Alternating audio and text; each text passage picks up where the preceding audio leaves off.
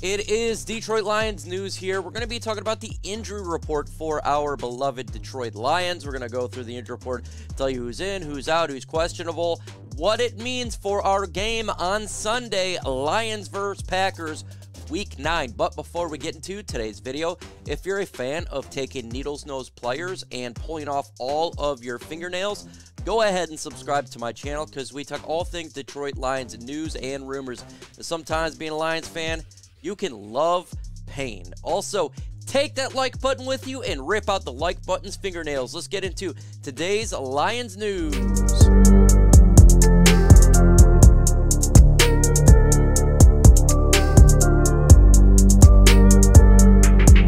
Here is the injury report, folks. And for the Detroit Lions, we got some interesting players that either practiced or out. Chase Lucas is out. No problem there. We kind of figured that one. Futu Malafanu is always out. Matt Nelson out. A.J. Parker is out. Josh Reynolds, this is a big one, folks. Wide receiver Josh Reynolds is doubtful. Does not look like he's going to be playing in this game. And for the Lions, that's a big deal considering we need him, and he's actually important to the Lions offense. Josh Reynolds not going to be in this game. Taylor Decker came out of nowhere, questionable with a groin injury. Too much thrusting, apparently. I don't know if he's going to play or not. That was interesting because I did not expect that one. Charles Harris, questionable. He's been out for a while. He may play in this game. Love it. We need all the help we can get regarding getting players to get after the quarterback so he could potentially come in this game. DeAndre Swift is questionable. The guy is always injured. Don't know if he's going to play in this game. I couldn't tell you. I think this one's 50-50 because Dan Campbell's talking about a couple days ago, maybe we put him too early into the game and they should have rested him a couple days, so they may rest him. If he is not 100% healthy, don't play him. It's pointless. We've talked about this endlessly. What the hell? Brock Wright, questionable with a concussion. I think he's going to play in this game, but it may not happen. I don't know. Folks, let's get to 300 likes in this video. 300 is the number. If we get 300 likes, that means that some of these guys may play that are questionable, and we need all the help we can get. Smash that like button. Look, I'm going to go in about this DeAndre Swift thing because this is freaking really annoying, if you ask me. Why in the hell do they play him if he's not 100%? We've talked about this. It is pointless to put him out in the field for plays to simply get injured and re-injure until the next week. It's just, I just think that, look, I like him for a decoy. I'm perfectly fine with that. But at the same time, having him out there and having him consistently injured is not doing the Lions any favors going forward. We got to have a guy who can stay healthy and be in there at some point. Now, having Taylor Decker injured is really intriguing to me because I didn't expect this one. Oh, by the way, you notice Penei Sewell is not on this list. Penei Sewell had a baby, so huge congratulations to Penei Sewell there, having a child on the way. I knew it wasn't an injury, so he'll play on Sunday. But Taylor Decker, if he doesn't go, that's not good for the Lions. They could, I guess, move in theory Penei Sewell to the left side and, Dan Skipper or something like that to the right side. I don't know. I have no idea. This one seems to be a new issue to me. The Josh Reynolds ones is the most concerning because he's not the number one guy, but we're already banged up with injury front with DJ Chark, not in this game. Amon-Ra St. Brown injury, Swift injury. We traded TJ Hawkinson. We need Reynolds to make some plays. And I know for our offense, I am not worried about, scoring in the first half, but it's the second half. And we tend to get away from the run. So we need to have a player like Josh Reynolds to be in there to win those games. And we need all our players. We're in a position right now for the Lions. We're in a position where every single player counts, because anything that goes against us is a loss. We just don't have the ability to cover any issue. That's a problem, and we'll see. Maybe someone else steps up in the pass game.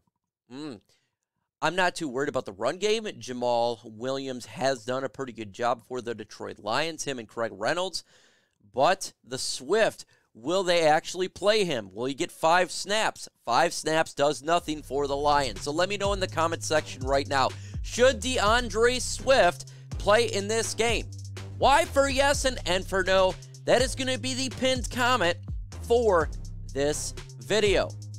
I say no. If he is injured, no. No!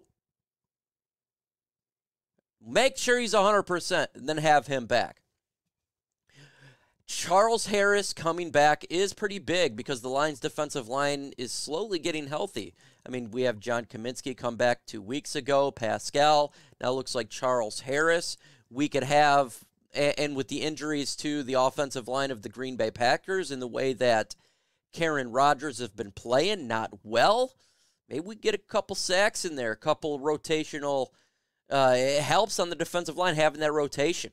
It helps. Players get tired, so that's a big deal for the Detroit Lions, starting to get a little healthy on that defense. And I was reading some articles today. Jerry Jacobs, maybe he will finally get a nice load on defense because we need him to play big time, so he's getting healthy from the injury front.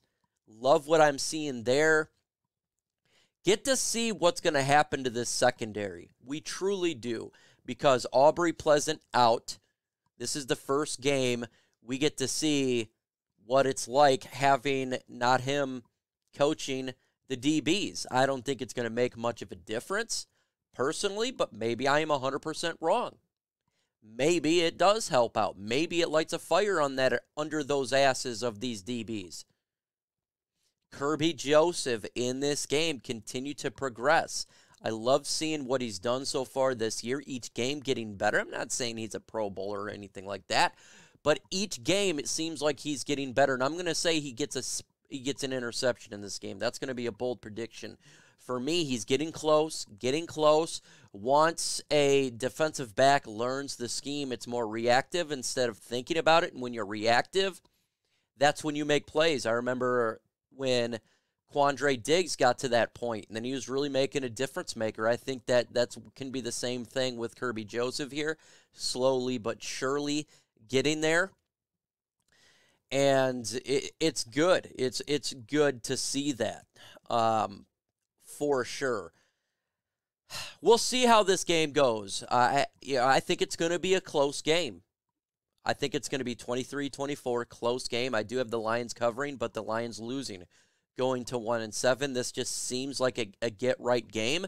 But I tell you what, with all the games left, even Chicago and the Carolina Panthers including, this may be the easiest game for the Lions to win because it's at home against an injured Packers team who has lost 4 straight, who their offense is booty cheeks, and Karen Rodgers is not himself. So I think if the Lions were to make a move and get a victory, this would be it.